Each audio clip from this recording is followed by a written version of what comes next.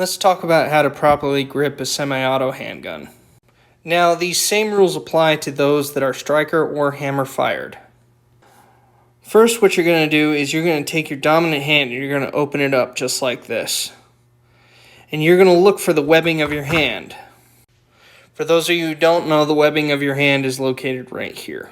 Then what I want you to do is, while you are gripping your gun with your offhand, I want you to take your dominant hand and take that webbing and insert it nice and tight up and high against the back strap of the handgun. It should look something like this. Next, what you're going to do is you are now going to go ahead and wrap your fingers around the grip of the handgun just like this, to where you're going to see that you have 3 fingers on the grip of the pistol, and then your 4th or index finger or trigger finger is going to be on the side of the trigger guard and out of the trigger. Notice if you look at my hand, it is still tightly gripped, and what's most important is you can't even see any what's called daylight in between your hand, your dominant hand, and the handgun itself. This is really important in managing recoil.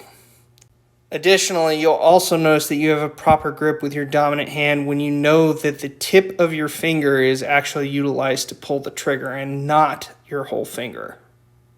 I will also say that potentially size of your fingers as well as the size of the handgun could potentially matter in that situation, but this is a standard handgun.